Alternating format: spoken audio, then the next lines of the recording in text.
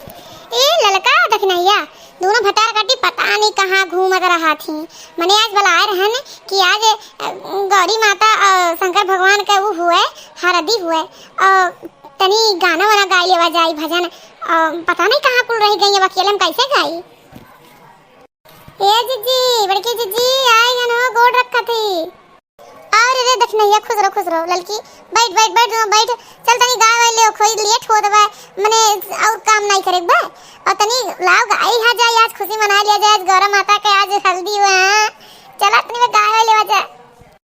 ठीक वो हमार जीजी गाय लियो लेकिन हमार कटैया बैठा बा मां तबीयत ना ठीक बा हम तो ना गा पाए। अरे चल ललकी कोनो बात नहीं चलते बैठी रहे हमरे लोग गाय सुने थे। चला जीजी शुरू करा जल्दी से गाय हो जाए। गौरा के कोमल बदन खिल जाए हो जब लगे हरदिया गौरा के कोमल बदन खिल जाए हो जब लगे हरदिया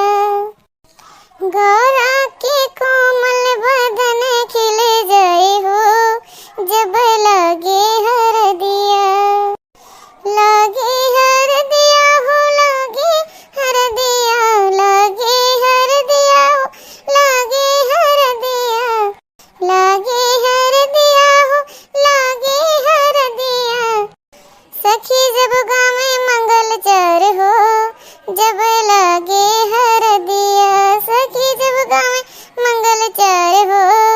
जब लगे हरदिया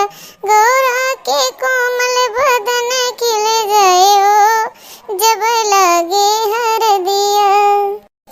गौरा के कोमल बदन खिल जाए हो जब लगे हरदिया गौरा के गले में हरवा सो है गौरा के गले में हरवा सो है गौरा के गले में हरवा सो है गौरा के गले में हरवा सो है हरवा में लरिया हजार हो जब लगे हरदिया हरवा में लरिया हजार हो जब लगे हरदिया हरवा में लरिया हजार हो जब लगे हरदिया हरवा में लरिया हजार हो जब लगे हरदिया गौरा के कोमल बदन खिल जाए हो जब लगे हरदिया गौरा के कोमल बदन खिल जाए हो जब लगे हरदिया गौरा के कोमल बदन खिल जाए हो जब लगे हरदिया गौरा के कोमल बदन खिल जाए हो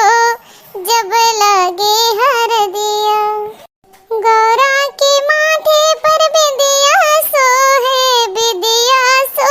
हो टिकवा सोहे बिंदिया में मीना बाजार हो जब लगे हरदिया बिंदिया में मीना हजार हो जब लगे हरदिया गौरा के माथे पर बिंदिया सोहे हो टिकवा सोहे अरे बिंदिया में मीना हजार हो जब लगे हरदिया गौरा के कोमल बदन खिल जाए हो जब लगे हरदिया गौरा के कोमल बदन खिल जाए हो जब लगे हरदिया गौरा के हाथों में कंगना सोहे गौरा के हाथों में कंगना सोहे कंगना में मीना हजार हो जब लगे हरदिया कंगना में मीना हजार हो जब लगे हरदिया गौरा के हाथों में कंगना सोहे गौरा के हाथों में कंगना सोहे करे कंगना में मीना हजार हो जब लगे हरदिया गौरा के कोमल बदन खिल जाए हो जब लगे हरदिया गौरा के कोमल बदन खिल जाए हो जब लगे हर दिया, गौरा के कोमल बदन खिल जाए हो जब लगे हर दिया।